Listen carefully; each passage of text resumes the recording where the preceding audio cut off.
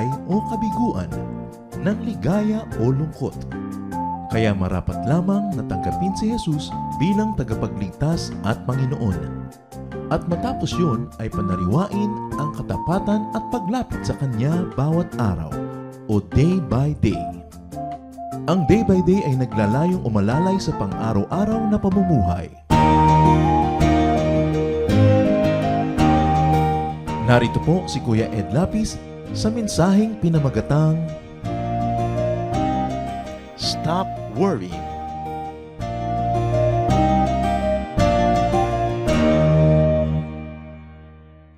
Worrying can make people sick. In fact, worrying and chronic worrying is a form of sickness. Dapat makontrol ng mananampalataya ang kanyang pag-alala. Worrying could lead you and rob you of happiness, of joy, of peace, and even blessings. Ang ating pag-aaral dapat pa ulit-ulitin every now and then dahil nakakalimutan ng marami. Stop worrying.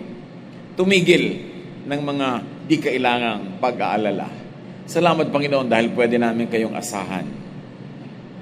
Pwede kaming sumandal sa inyo, panghawakan ng inyong mga salita, sundin ang inyong mga tagubilin, at huwag kaming maging sobrang mapag-alala. Turo mo sa amin, Panginoon. Lead us, teach us, so that we can enjoy a life of peace, serenity, of happiness and joy. Lead us, teach us.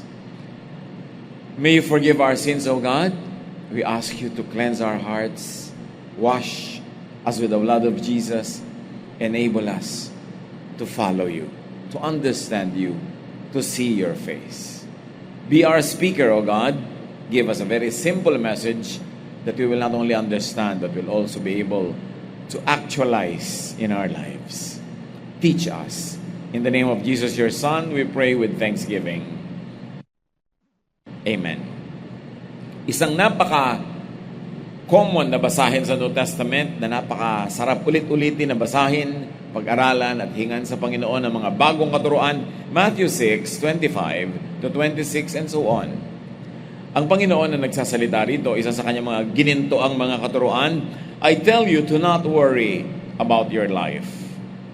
Don't worry about having something to eat, drink, or wear. Isn't life more than food or clothing? Look at the birds in the sky. They don't plant or harvest. They don't even store grain in the barns. Yet your Father in heaven takes care of them. Aren't you worth more than birds? Napakaraming beses sa mapag-aaralan ng mananampalataya itong katuruan na to in the course of his or her life, and yet the more you study it, the more you benefit from it. At pag ating siduri kung anong talagang ibig sabihin ng Panginoon dito sa mga magagandang mga kataga na ito, the Lord is saying that life is a gift from God to be enjoyed, not to be problematized or not to worry about. Binigyan ka ng Diyos ng buhay para mo enjoyin, tamasahin, lasapin ang kanyang mga pagpapala. Hindi kanya binigyan ng problema nung binigyan kanya ng buhay. Hindi niya ginawang ang buhay ay problema. Siya ang sasandalan, siya ang lulutas, siya ang magbibigay ng mga kailangan ng buhay. And why will God do that? Because God is the author and sustainer of life. Magsisimula tayong mag-alala tungkol sa buhay, tungkol sa ikabubuhay at maging tungkol sa pagkamatay, pag nilimot natin na ang Diyos ang siyang may akda, may likha ng buhay. Na ang buhay nating lahat, maging ng mga halaman, maging ng mga ibon, maging mga isda, nasa kamay ng Diyos. That God designed life, and God has, in His infinite wisdom, designed a certain span of life for various individuals, a certain type of life that people would thrive and be fruitful in. Siya ang nagsusustain. The moment na pinroblema mo ang sustenance ng iyong buhay, inaagaw mo ang papel ng Diyos kasi siya ang sustainer. The moment na pinroblema mo ang anong kakahinatnan mo sa buhay, inaagaw mo ang manibela mula sa Diyos na siyang nagbibigay sa atin ng direksyon kung ano dapat ang buhay. At syempre, mahihirapan ka kung nagjo-Diyos-Diyosan ka. Napakabigat naman na dalahin yung ikaw yung nagbabahala sa buhay mo. Ikaw ang magpo-provide sa buhay mo, ikaw magpapagaling sa mga sakit mo, ikaw ang magliligtas sa iyo sa iyong sarili sa mga lahat ng uri ng panganib. Oras sa pinapel mo yon, may stress ka. Dapat wag nating makalimutan na papel yon ng Diyos. May papel din tayo, pero hindi yung para tayo ang manguna. God is the one who gives and takes away life. Maraming mga tao, especially pag above 40 na, nagiging very aware of death. Kaya kinakatakot niya yung kamatayan. Paano kaya ako mamamatay? Saan kaya? Aksidente kaya? Sakit ba? O ano ba? Infeksyon? Pinoproblema nila samantalang papel ng Diyos na mag-assign kung paano ka mamamatay. Siyempre, lahat ng tao mamamatay, may paraan. It will only be another way. Kahit alagaan mo ng alagaan yung puso mo, you will die of other causes. Kahit alagaan mo yung skin mo, diet mo, there is another way that you will die. Alam ka namang di ka mamatay, hindi ka nag-to-die is gain. Hindi ka bumalik sa Panginoon na nagbigay sa iyo ng buhay. So it is useless to worry about these things. At nakita nyo naman ang tao, kumisan, naghihingalo na, tapos 9 na buwan na pala naghihingalo. Yung isang taong ang lusog-lusog all these months, biglang siya ang na-heart attack, namatay bigla. Paano mo malalaman kung sino? Huwag ba nalang isipin? Kasi nasa Diyos yun. Ang mahalaga, asikasuhin mong mabuhay, at pag binawian ka na ng buhay, edi bawian. Period. Pero hindi ka pa binabawian, iniisip mo na araw-araw, linggo-linggo, buwan-buwan, ilang libong beses kang parang nabawian ng buhay. Samantala yung actual na pagbawi, minsan lang. Ilang minuto, pag pinagdugtong-dugtong, ilang oras, yung pag-aalala mo tungkol sa yung kamatayan, samantalang ang tunay na kamatayan na less than 1 second, yung, sa'yo ang piano anak, patay. Di ba? Sandali lang mamatay. Pero pag lagi mong iniisip araw-araw kung paano, humahaba tuloy, fast forward, hindi pa naman dapat. It is useless to worry about something not in your hands. Something beyond your control. Yan ang hindi na iniisip pa. Yung iba ayaw pa mag-abroad, baka daw abutan abroad. Mano naman kaabutan ka abroad? Diba? Problema na ng mga naiwan nyo kung paano ka babawiin. Baka daw yung iba, paano, etc., etc. Ayaw mo matulog ng walang makeup dahil baka mamatay sa pagkakatulog. Kung naliligo ka, doon ka inabutan, di wala ka rin makeup. Hayaan mo na yun. Huwag mo na lang iniisip. Nasa kamay yun ng Diyos. Trust God. And trust life and its details to God. Siyempre, trust means to rely on and believe in God's goodwill for you.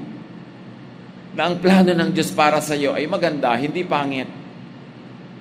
Plans to prosper you, not to harm you, to give you hope in the future.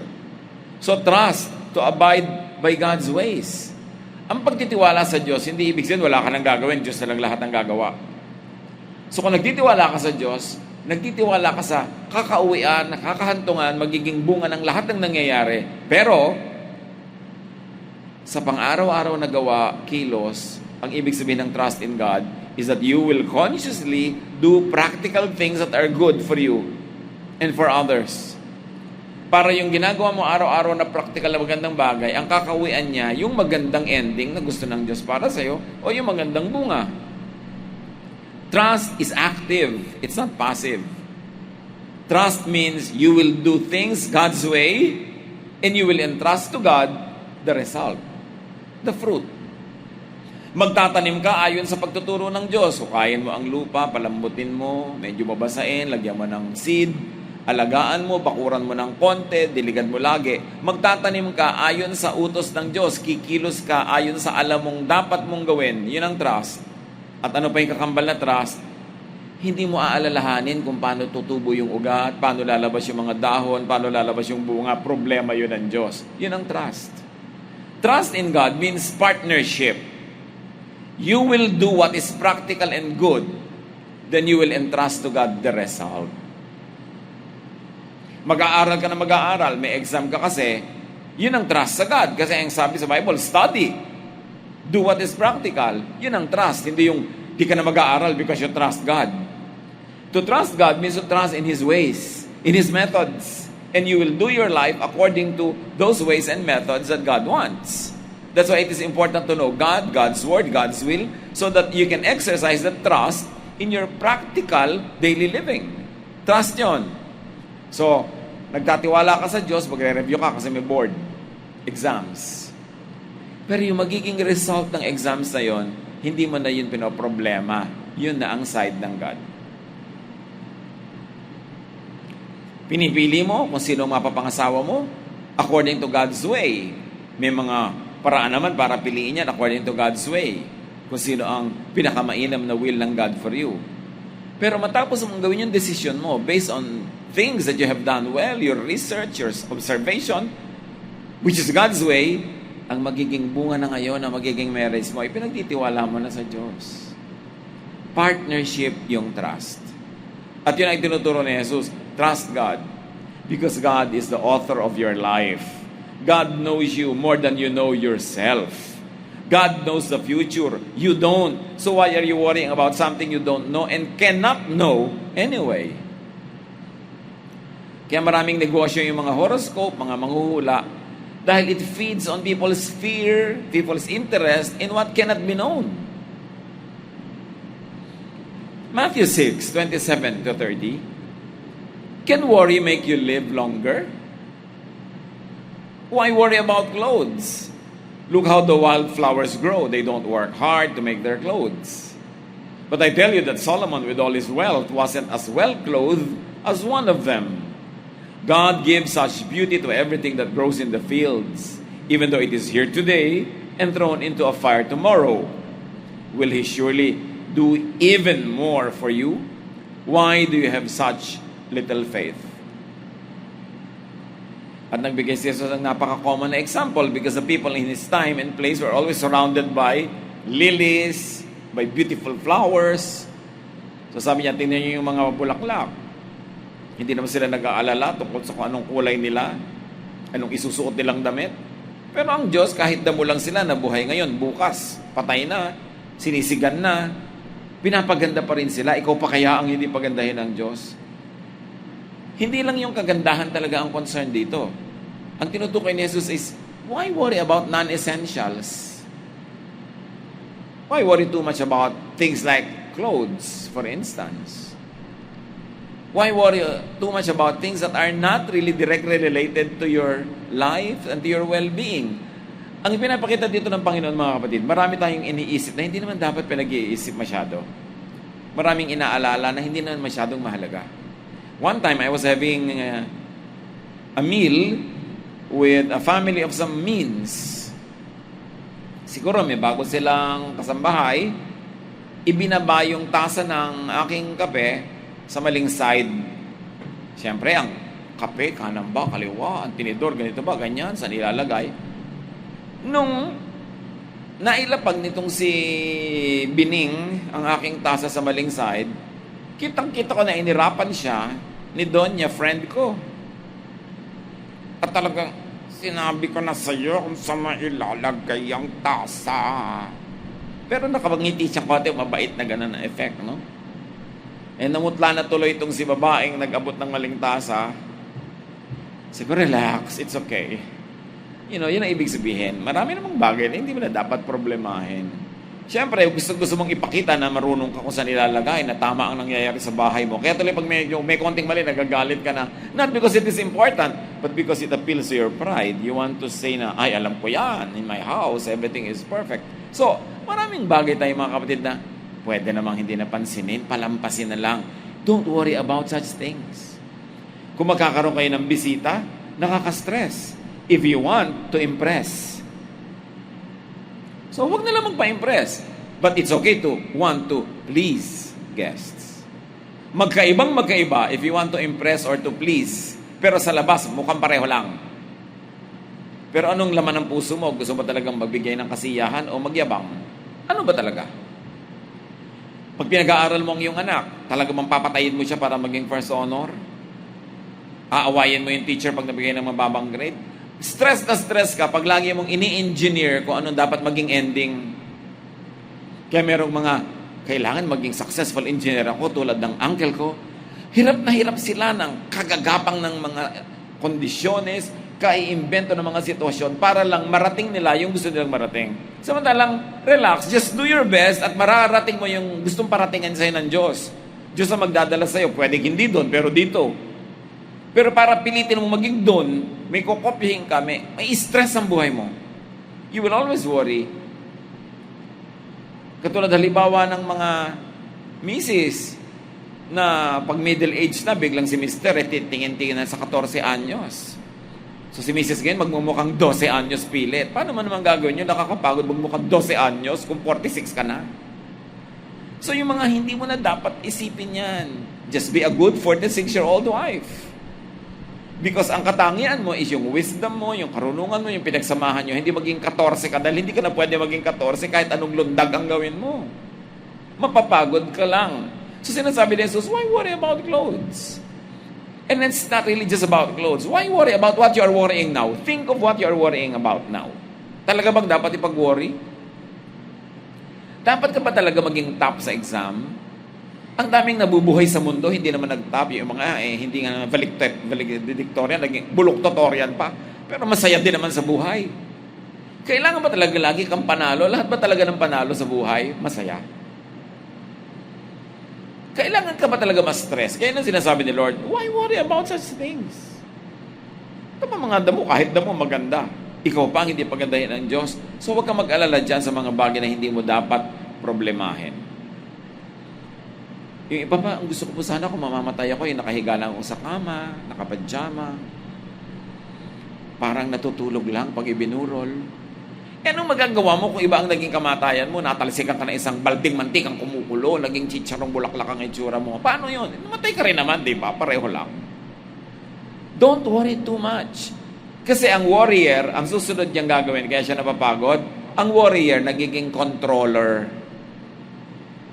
When you worry too much, you control everybody around you. Para yung outcome na gusto mo ang mangyari. You worry, you engineer events. You even stage events. Kaya mahirap yung nangongopya, naiinggit sa kapwa, gusto mo maging tulad niya, gagayahin mo lahat ng ginawa niya sa buhay, hindi naman yun ang calling mo. Lahat ng nangyari sa kanya, natural lang na nangyari, hindi niya pinagpilitan na gawa ng script, hindi niya pinilit kontrolin, nangyari. Ikaw pipilitin mo maging ganon, di pagod na pagod ka.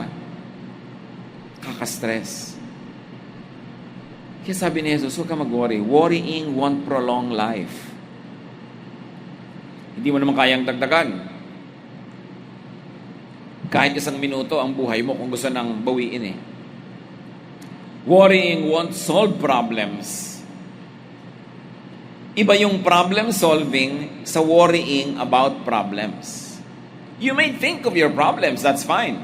But make sure that when you think of your problems, you are solving them, not worrying about them. Dapat paghiwalayin natin sa isip yon. Worrying cannot help because worrying clouds the mind. Pag nag-aalala ka at mabawasan ang katalinuhan mo, gumugulo ang malinaw, lumalabo ang dapat ay malinaw. Worrying weakens a person. Not to mention the fact that it has been proven that worrying and being stressed also affects your health. Nagkakasakit ka talaga pag warrior ka. Nature is designed and sustained by God to keep on living until called by the Maker to yield its earthly existence or to move unto another form of life. So kung ang assignment mo dito pa sa earth as you are, take it, enjoy it, do the most good. At pag tinawag ka na to graduate to another form, another level of existence, then move on. Pero habang hindi pa nangyayari yun, huwag mo nalang isipin. It is in the hands of the Maker. Meron pang isang negative effect ang worrying. Hindi nare-realize to ng maraming tao that worrying could be a negative prayer. Worrying could actually make what you fear happen. What you keep worrying about could materialize. At ito ang hiwaga. Kasi lahat ng iniisip natin mga kapatid, prayer. Kahit hindi mo sabihin, let us pray. Kahit hindi mo sabihin sa dulo na, this I pray in the name of Jesus. Lahat ng iniisip natin, prayer. At pag nag-iisip tayo, nagpe-pray tayo, nako-connect tayo sa power of God, sa power of heaven. So pag ang iniisip mo lagi negative, mukhang prayer yon. At pwedeng mangyari. Kaya dapat kinokontrol mong iniisip mo eh. Pag nag-iisip ka, tulad ng nagpe-pray ka, nagpapadala ka ng signals to heaven. So, yung worry mo, baka ako sipunin, baka ako matapilok, baka masunog ang bahay, baka iwan ako ng asawa ko. Nadidilig ng langit na parang prayer, gusto mong iwan ka ng asawa mo? Gusto mong magkasipon? Gusto mong magkasakit? Kasi puro mga negative. Kaya obserbahan nyo, yung laging kinakatakutan, yun ang nangyayari. Because thoughts are prayers. Sino may sabi, may pinagkaiba yung, this I pray in the name of Jesus, at yung inisip mo lang, na itong babaeng ito, kakalabanin ko to, lalabanan ko siya. Sino may sabi sa'yo, hindi prayer yon? At ina-accept ba yun? Anong reaction ng heaven to such thoughts? Ang nakakarating lang sa langit na galing sa atin are our thoughts. We connect to God through our thoughts. Kaya para kasabihing patay, kailangan brain dead ka na, hindi ka na nakakapag-isip. What kind of thoughts do you send to heaven? What kind of signals? Pag puro, baka po ako mahulog, baka po ako iwan ng asawa ko, baka nga ako magkasakit. Ang ibig lang sabihin nun, hindi ka nagtitiwala sa Diyos. Iniisip mo, masama ang plano ng Diyos para sa'yo. Gusto kanyang biguin, gusto kanyang saktan. Yun ang lagi naman ng utak mo eh. Therefore, it reflects what you think of God. And that thought reaches heaven. How do you think will heaven react to such thoughts? Kaya napakahalaga, sabi sa Romans, be changed by the renewing of your mind. Gusto mong mabago ang nangyayari sa buhay mo? Baguhin mo ang iniisip mo. Kasi ang iniisip mo, yun ang nangyayari. Pero sabihin ba, bakit po iniisip ko na maago ko yung asawa ni ganon? Iniisip ko na yumaman ako, ba't hindi nangyayari? Because it's not in accordance with God's will. Hindi ka pray lang ang pray. Tinetrain mo ang utak mo how to pray correctly, how to pray the proper way, and how to pray for the right things, for God's will for you. The Bible says, you know that when you pray according to God's will, He hears. So ano ang will ng God for you? Plan to give you hope, a future. Plan to make you happy. Plan to make you prosperous. Pray along those lines. Think of those things. Kasi ang ini-imagine mo sa buhay ay yung lulutang-lutang ka sa basura, nakatira ka sa isang pusali, na malamang mangyari dahil yun ang iniisip mo. Bakit mo hindi isipin yung positive? Na pinagpapala ka ng Diyos, mabunga ang iyong buhay, mabiyaya, at nagiging blessing ka sa maraming tao. Because when we ask according to His will, He hears us. But remember, we have to ask. Hindi lang sinabing God's will for you will happen automatically. Kasi binigyan ka rin niya ng sariling will. At hindi ka robot. Kailangan ikaw mag-agree sa will ng Diyos para yung dalawang will nyo matupad. So when you ask, you do the asking. According to His will, He hears. May part ka. What part do you send to heaven? What messages do you send through your prayer, through your thoughts, through your worries? It's important. It's a partnership. So huwag gawing negative ang prayer by thinking negatively. Hindi pa yan sobrang naarok ng tao. Narating na ang buwan, pinupuntahan na ang Mars, nasisisid na ang pinakamalalalim na bahagi ng dagat, pero hindi pa naaarok ang laman at kapangyarihan ng isip ng tao na ibinigay ng Diyos. Yung kapangyarihan ng isip. At ang prayer ay pag-iisip. Kaya makapangyarihan ang prayer.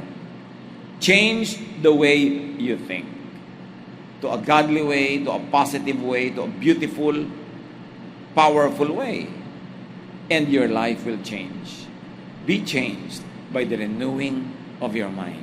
And one of the greatest changes that we can make is to stop worrying. It doesn't mean stop solving problems. Magkaiba yung solving at iba yung worrying. Sa solving, may ginagawa kang practical, tama, at productive and fruitful. Yung worrying, wala. Basta puro lang lalangoy-langoy ka sa thoughts, sa negative, nakakatakot, nakakapag-alala. Matthew 6:31-33, Don't worry and ask yourselves, will we have anything to eat? Will we have anything to drink? Will we have any clothes to wear? Only people who don't know God are always worrying about such things. Your Father in heaven knows that you need all of this. But more than anything else, put God's work first and do what He wants. Then the other things will be yours as well. Magpe-pray ka, Lord, ang nanay ko po nasa ospital. I know, sabi sa'yo ng Diyos, Lord, kailangan po ng pangmatrikula ng anak ko. Alam ko, di ko ba alam yon? Lord, bukas po magbabiyahe ang asawa ko, sasakay sa aeroplano. Alam ko. Do not pray to inform God. Kayo ba, nararanasan nyo kayo sinasabihan kayo ng kapwa ng napakasimpleng bagay, tapos minsan napipikong ka na, sabihin, alam ko, alam ko, bakit di ko ba alam yan? Mga sinasabi mo, Lord, may sakit po ako. Alam ko, isang linggo ka na nga may sakit eh. Lord, ako may sunog po sa bandang yan. Alam ko. So ano ba talagang gusto mo ipag-pray? Why are you telling me something I already know? Sabi niya, don't worry. Don't ask crazy questions. Don't ask questions that don't really matter. Sabi niya, only people who don't know God worry and ask about these things. Do you know your God? Yes. Therefore, alam mo, dapat na alam ng Diyos ang kalagayan mo. Ba't ini-inform mo pa? Sabi niya, itong gawin nyo. Intindihin nyo na alam ng Diyos ang kalagayan nyo. Alam niya ang mga kailangan nyo. No? Alam niya bago ka pa manalangin. Ang atupagin ninyo, sabi sa verse 33, put God's work first and do what He wants. Sabi na ibang version, seek ye first the kingdom of God and all these things will be added to you. So, imbes sabihin mo sa Diyos yung kailangan mo, imbes humingi ka ng humingi, ang atupagin mo is to do what pleases God. That will be your very, very positive, proactive prayer. Worrying means lack of knowledge of God. It means lack of faith in God. And telling God what you need is repetitious, redundant, and fruitless. So, kailangan kilala mo Diyos. More knowledge of God means less worry. Na ang tunay na malalim na kahulugan is more spirituality and less materialism means less worry. The more you know God, the more spiritual you are, the less materialistic you will be, the less you will worry about these materialistic things. Because 99% ng iniilala natin ay material in nature. Pera, physical health, bahay, kotse, panghulog dito, puro physical. Sabi, kaya kayo lagi nag-aalala, ang inaatupag nyo lang physical, hindi nyo atupagin yung spiritual. Kasi kung kayo busy sa spiritual growth, busy sa spiritual feeding, busy sa spiritual service, busy sa spiritual growth, walang space matitira sa pag-aalala. But because you are not busy with spiritual things, the devil finds you idle and gives you some worrying to do about material things. In the absence of great things, small things become big.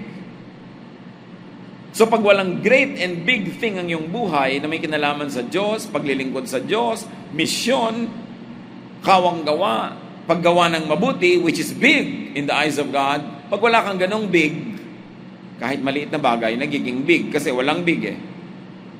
Kaya mali lang ang lagay ng tasa, magagalit ka. Sobra lang medyo nasunog ang prito, nag-aaway na ang mag-asawa.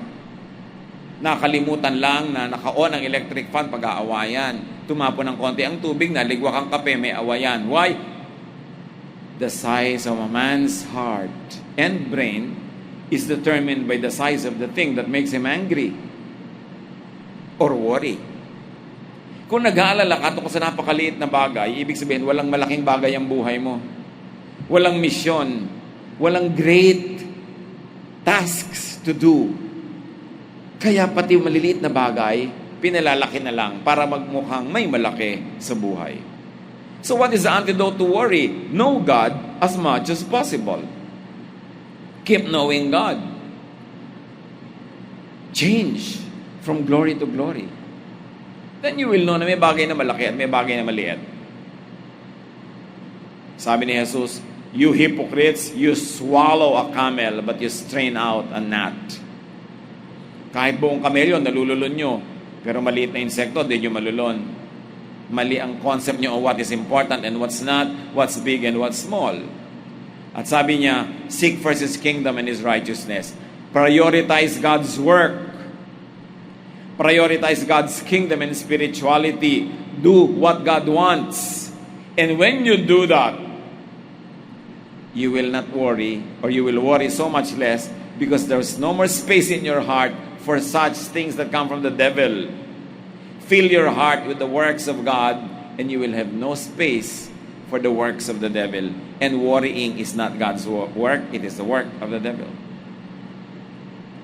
Do what God wants. Get and stay busy doing spiritual and practical work. Pag sinabing seek first His kingdom and His righteousness, dalawa yon. Yung sa kabilang daigdig, maggawa ka ng mga bagay na may kinalaman sa yung spiritual life, eternal life, sa heaven, rewards, things like that. Pero may isang part yon, yung dito. Because it is also God's will that you become fruitful and productive and useful and happy here. So what is seeking God's kingdom? Doing the maximum good here and doing the maximum good for there. Minimizing pain here and avoiding pain there. Have the maximum happiness that you can have here and there. Yung iba kasi pag iniisip nila spiritual, God's kingdom, puro sa kabila ng mga ulap, doon sa mga langit-langit, sa kabilang buhay. Kinakalimutan nila na ang buhay dito, ibigay yan ng Diyos. Kung ayaw ng Diyos na nandito kayo, di dapat tinanggal na kayo dito. Nandito pa tayo kasi gusto pa ng Diyos. Therefore, dapat ding mangyari dito, this side of eternity, yung will of God for you. Hindi ka tinawag ng Diyos para magutom, para maghirap, para magdusa lang. Tinawag ka niya para magkaroon ng life. Sabi ni Lord sa John 10:10, I came that you might have life and have it abundantly, have it to the full. Life here and life there in eternity. So you don't have to put on hold and freeze your life here, all for the sake of your life in eternity. Nandito ka pa. And even when the Lord was here on earth, sabi niya, huwag kayo mag-fast, nandito pa ako magsaya tayo. Saka na lang kayo mag-fast pag wala na ako dito. So pinahalagahan din ni Lord yung buhay niya dito sa lupa. Di lalo naman tayo dapat dahil lupa naman talaga tayo. Prioritize that and you will have less energy for worry. Leave no space for the devil. Leave no space for worry. Sabi sa Bible, give the devil no foothold. Huwag niyong hayaang may tungtungan, may kapitan. Dahil pag nangyari yon, hindi na siya aalis. Do things that are spiritual for inner strength and peace. Do things that are practical for productivity, fruitfulness, and for your provisions. Yung iba naman kasi, kaya nagwo-worry about their future. Wala naman silang ginagawa ngayon. Hindi nagtatanim, pwede ka talaga mag-worry kung anong aanihin mo bukas. Pero pag nagtatanim ka na ngayon, ginagawa mo yung best mo, huwag ka na mag-worry about the future harvest. Trabaho na yun ng Diyos. Many people have to worry because they're not doing what they should be doing so that they don't need to worry. So may part ka dyan. Do what is practical. Kaya nga yung woman of Proverbs 31, sabi, she can laugh at the days to come. Pinagtatawanan lang niya yung mga gastos na darating in the future. Why? Kasi una, may savings siya. Pangalawa, patuloy siyang kumikita. At may mga investment siya na bukas, kikita. At habang natutulog siya ngayong gabi, kumikita. She can laugh at the days to come. Ngayon, kung wala kayong katanim-tanim about the future, talagang, you cannot laugh at the days to come. You will worry. And because God does not want us to worry, it means that God wants us to do something practical now, plant good things now, so we don't worry about tomorrow. Hindi yan bahala na ang Diyos kinabukasan, wala kang gagawin ngayon. Gawin mo ang kaya mong gawin, ipasa Diyos mo ang bunga, then you don't worry. Matthew 6:34, idiniin ni Lord, don't worry about tomorrow. It will take care of itself. You have enough to worry about today. So, isort out yung mga kapatid, ang mga worries nyo ba tungkol bukas? Pang-enroll sa June, well, kung may sinave ka, may itinanim ka, may investment ka, pwede ka matulog ng mapayapa dahil may inaasahan ka. Ngayon, wala kang ginawa kahit ano, talagang medyo mag-worry-worry ka na dyan. Wala ka palang ginawa. Meanwhile, pwede ka pa rin sobrang bigyan ng Diyos ang kabaitan na magkaroon pa rin. Pero, Hindi katulad nung may tinanim ka kasi ang utos ni Lord at sabi niya, if you plant, you will harvest. So kailangan magtanim ka. Kabutihan, kagandahang loob, investment, savings. Worry natin about the future. Paano tayo mamamatay? Ano magiging sakit natin? Magiging mahusay bang ating manugang? Aalagaan ba tayo ng mga anak natin pagtanda natin? Ang layo pa nun, sabi ni Jesus, huwag niyong isipin yan. Malay mo naman, mamaya mamatay ka na. Huwag naman muna sana, pero malay mo. So bakit inaalala mo yung ang layo-layo? Sayang ang pagod mo. Live one day at a time. Most worries are about the future. A day well lived is a good foundation for the next day. You want that you don't worry about tomorrow? Live well today. Yun lang. Plant a little, harvest a little, eat a little, enjoy a little, help people a little, and that will be a good foundation for your tomorrow. Mamumunga yun lahat bukas. So, alagaan mo yung bukas ngayon. Hindi yung ngayon pa lang, iniisip mo yung paano yung bukas na hindi mo pa naman nararating. Just live well today. Work enough. Plant enough. Enjoy enough. At kung bawian tayo ng buhay, hindi na tayo abutan ng bukas, wala tayong panghihinayangan because we lived well today. We don't know what our last day and when it will be. Nobody knows that. Kaya sabi ni Lord, don't worry about tomorrow. You don't even know what the day may bring forth. Ang pangako ni Lord na grasya, na sapat, grasya para sa mga needs today. Pero pag yung grasya niya today, hinati mo for today and for tomorrow's needs, dahil inaalala mo yung tomorrow, kalahati lang yung enjoyment mo ngayon, kulang yung grasya. At kinabukasan na naman, kalahati na naman yung enjoy mo dahil iniisip mo na naman yung bukas. When you worry about tomorrow, you are depriving of yourself of joy today. Live today. For today. Do the most good. Minimize pain. Maximize happiness. Whether or not you have a long or a short earthly life, won't matter. Because you should not count your life in years. But you should count the life in your years.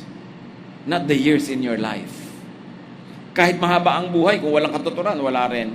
Pero kahit maigsi, kung punong-puno ng buhay, even 10, 20, 30 years. Could be 3 lifetimes of other people who don't do anything. So sabi niya, live for today. Mga kapatid, pag-isipan natin, ano po ang mga inaalala nyo lagi? Sabi niya, come to me all of you who are tired and heavy laden, I'll give you rest. Ibaba nyo yung mga binubuhat nyo, kaya kayo nabibigatan. Naikwento ko na sa inyo yung merong isang mama na may pick-up, nagdadrive siya sa isang farm road. May nadaanan siyang lalaki, may buhat na ang bigat-bigat.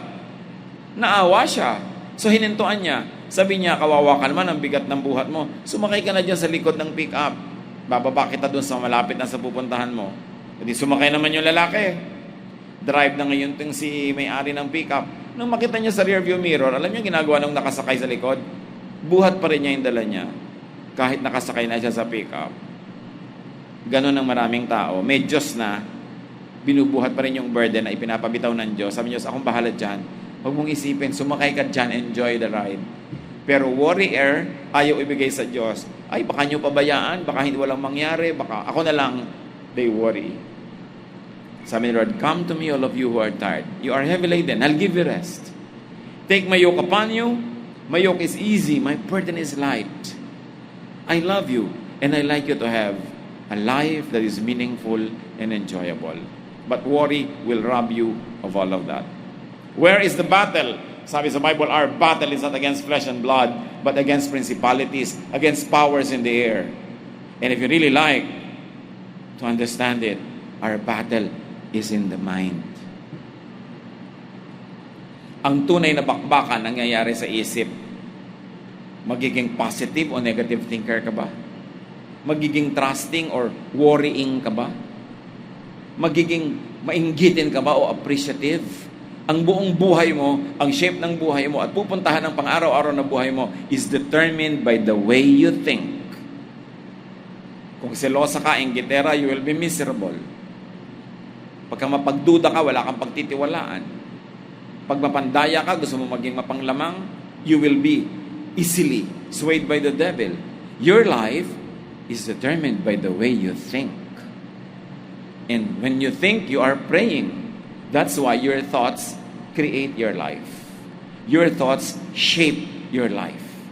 Walang magagawa ang outsider na tao sa'yo, hindi niya kayang pasukin yung utak mo, ikaw lang pwedeng pumasok doon. At ikaw lang ang pwedeng magbago nun pag pinayagan mo ang Diyos na maging kapartner mo in changing the way you think. Stop worrying. It drains your energy. It expresses distrust in God. It makes you miserable. Trust God, meaning do what is good and proper and fruitful and leave the rest to God. Then you can enjoy this life. You don't know what the future holds, but you know who holds the future. The future is in the hand of Him who stilled the water, who died for you on the cross, and who now lives making intercession for you at the right hand of God in heaven. Trust Jesus. Enjoy life more and be a blessing to many. Dear God, we thank you for life. Turuan niyo kaming pahalagahan ng buhay. Na huwag masayang sa walang kwentang pag-aalala, kundi ma-invest namin ang panahon ng aming lakas sa fruitful endeavors, to planting good seeds, to doing good, and then trusting you to give us the good fruits for our labors. Kayo nakakaalam ng puso ng bawat isa. Kilala mo kung sino ang warrior, ang sobrang warrior at napaka-warrior. Talk to us, O God. Ipakita nyo sa amin na ang pag-alala ay walang lugar sa taong nagtitiwala sa inyo. Na ang pagtitiwala ay paggawa ng mga dapat at pagkatapos na ay manahimik to let you deliver the results of the good things that we do. Patawarin niyo kami, Panginoon, sa mga panahon na nag-aalinlangan o hindi man lang alam namin na ang pagdududa ay pag-aalinlangan pala. Bigyan niyo kami ng discernment. At pag kumakatok sa pinto ng aming isip ang mga pag-aalala, matuto kaming itaboy ito, huwag pagbuksan. And instead to welcome your Spirit, this positive, powerful, energetic, productive. Teach us, O God. Sumadali natin pagbulay-bulayan ang personal na kahulugan nito sa ating buhay. Isuko sa Panginoon ang mga pag-aalalang hindi naman dapat. At yung mga dapat talagang atupagin, gawin natin in accordance with God's will so that He will hear us and He will abide in us. Lord, kayo lang ang pwede kong mausap sa bawat isa ngayon sa personal na paraan. Do speak to us, convict us, encourage us, guide us. In the name of your Son, Jesus.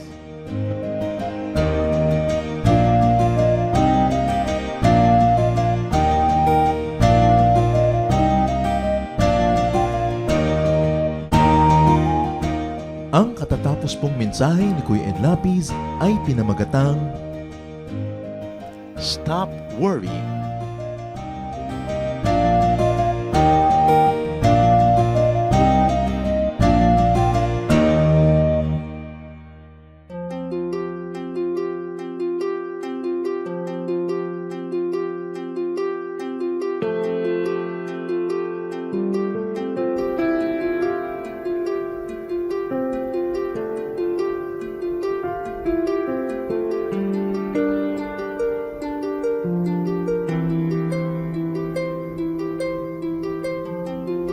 Panginoon, ang sabi niyo sa akin, lumapit lang sa inyo. Ibig ko'y diringgin, pasanin ay aalisin. Lahat ng kabigatan ng isip at katawan, ilalagak ko na sa inyong kanlungan. Nais kong madama haplos ng iyong kamay, paghako sa damdamin, sinisiklot ng buhay. Nais kong madama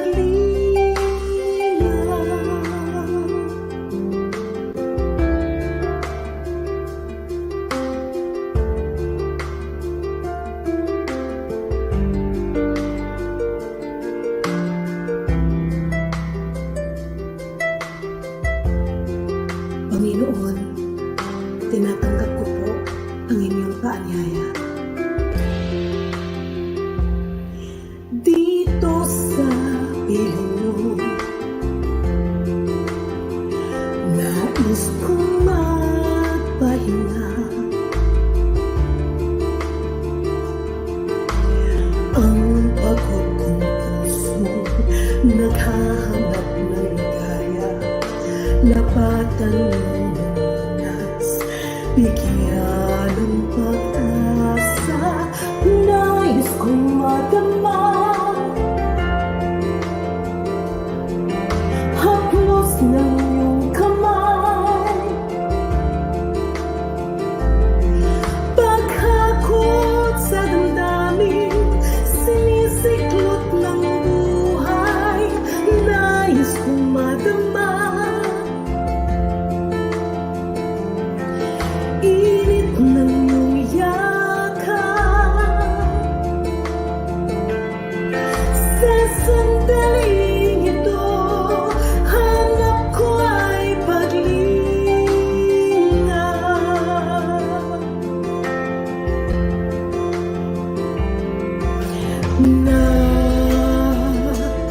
Dito ako ngayon, ituhan mo sa bisig ng iyong pagmamahal. Nais kong madama, haplos ng iyong kamay, paghagod sa damdamin, sinisiklot ng buhay, nais kong madama. Init ng iyong yakap, sa sandaling ito, hanap ko ay paglinga. Nais kong madama, haplos ng iyong kamay, paghagod sa damdamin, sinisiklot ng buhay, nais kong madama. Init ng iyong yakap, sa sandaling ito, hanap ko ay paglinga.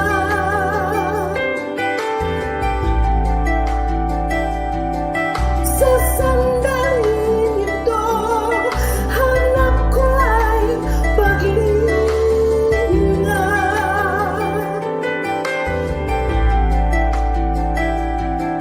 Sa sandaling ito, hanap ko ay paglinga.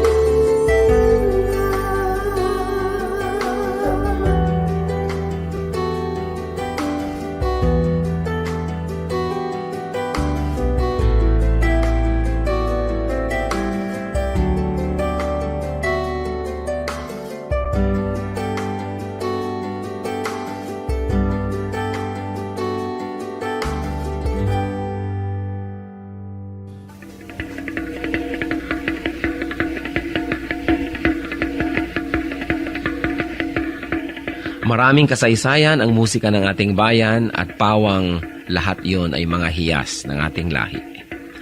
Ang isang instrumento na napakagandang pagtuunan ng pansin ay ang gimbal ng mga mansaka.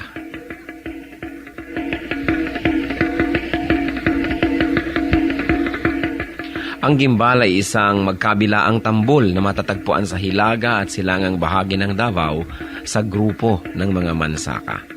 28 sentimetro ang taas nito, humigit kumulang, at 21 sentimetro ang bilog, humigit kumulang. Yari ang gimbal sa isang katawan ng punong kahoy at ang magkabilang dulo ay tinapala ng pinatuyong balat ng usa. Ito ay hinahampas ng isang manipis na patpat habang isang kamay ay tumatapik-tapik sa kabilang tambol sa kabilang dulo ng instrumento. Ang gimbal ay maaaring tugtugin mag-isa o ng mga may kasamang ibang instrumento kung ito'y ginagamit sa ritual. 1 hanggang 2 tao ang maaaring tumugtog sa magkabilang dulo ng gimbal.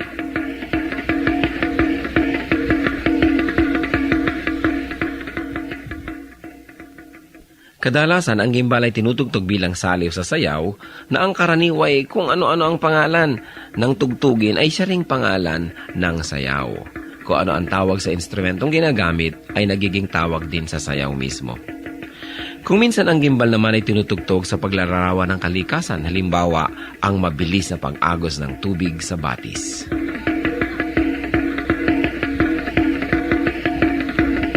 Ang gimbal o kimbao, instrumento ng mga mansaka.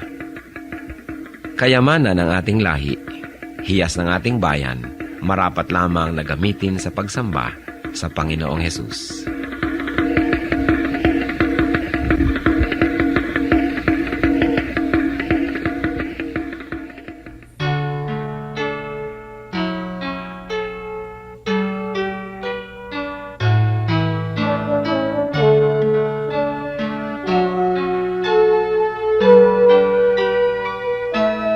Kahit lagi ang masakit dito sa buhay ko, kahit lagi ang pagluha dito sa buhay ko, sakali man itong aking pamatok, ubod ng bigat, sa tulong mo, Jesus, nakakaya ang lahat. Kung sakaling ang ligaya'y di pa natagpuan, kung sakaling ang ginhawa'y di pa nakakamtan, sa piling mo, Jesus, ako ay lagi nang nakatanaw sa langit mong laan.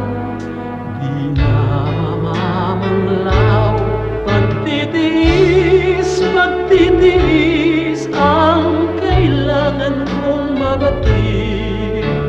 Kaya't ikaw, Panginoon, ang aking tutularan. Pagtitiis, pagtitiis ang kailangan kong mabatid.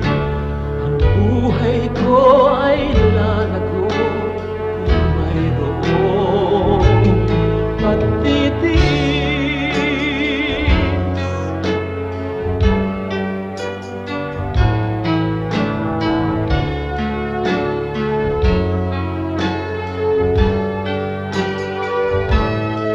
Kung sakaling ang ligaya'y di pa natagpuan, kung sakaling ang ginhawa'y di pa nakakamtan, sa piling mo, Jesus, ako ay lagi nang nakatanaw sa langit mong laan. Di na mamamanglaw, pagtitiis, pagtitiis ang kailangan kong mabatid. Kaya't ikaw, Panginoon, ang aking tutularan. Pagtitiis, pagtitiis ang kailangan kong mabatid. Espiritu ay lalago kung mayroong pagtitiis.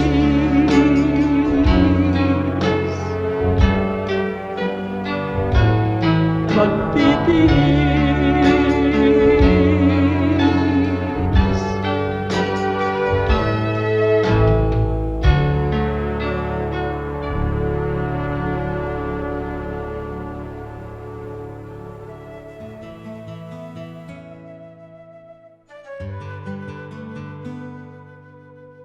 Bakit boring ang Philippine history subject sa school? Maraming mga history teachers natin, hindi talaga sila sanay, hindi sila trained to teach history. Sa kakulangan kuminsan ng budget ng mga public schools natin, kung sino na lang mahilang teacher, yun ang pagtuturuin. Kaya kulang sa proper treatment yung lesson. Pangalawa siguro yung istruktura ng ating mga textbooks. Puro headings and lists. Puro mga listahan. At karamihan, ang inililista pa, puro fall. Fall of Manila, Fall of Bataan, puro fall. Kaya hindi masyadong nakaka-excite. Ang maganda, para ang history classes natin ay lalong maging kaakit-akit, ituro ito sa paraan ng Filipino na pagkukwento. At hindi lang yon, kung minsan po nagbabasa ka ng Philippine history, para ka nagbabasa ng History of the Tagalog, History of Manila. Dapat may national history, may regional history, at may local history na itinuturo sa bawat eskwelahan.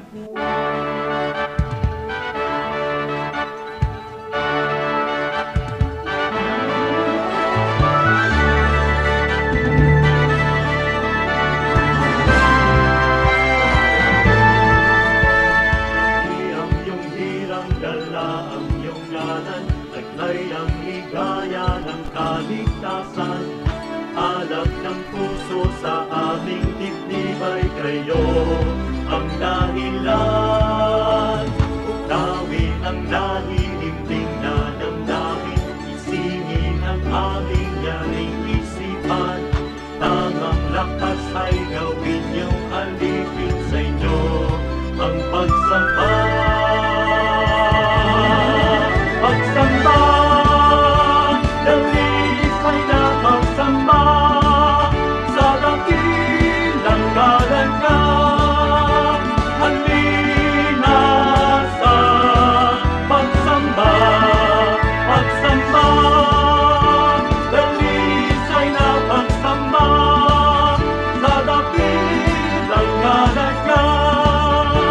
Halina sa pagsamba.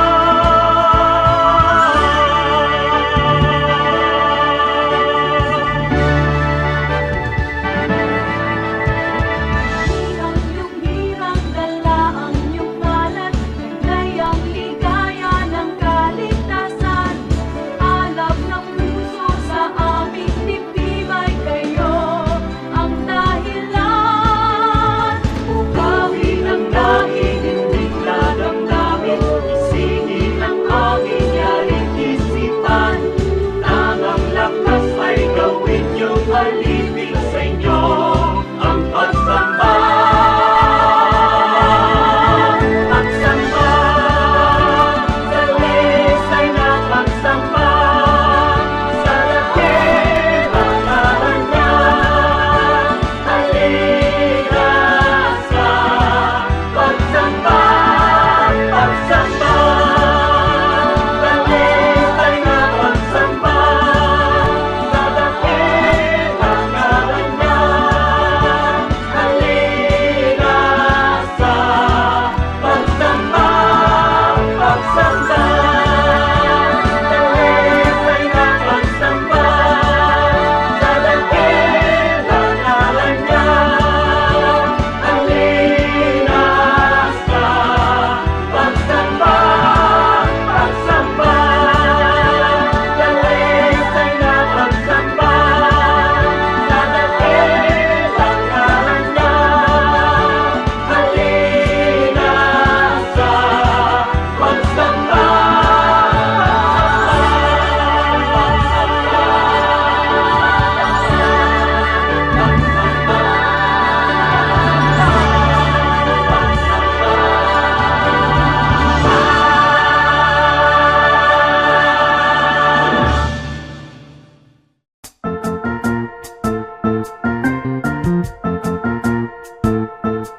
Oras na po para pansamantalang magpaalam ang programang Day by Day. Tayo po'y magsama-sama tuwing ika-6 hanggang ika-7 ng umaga, araw-araw. Magandang umaga po at mabuhay ang Panginoong Hesus!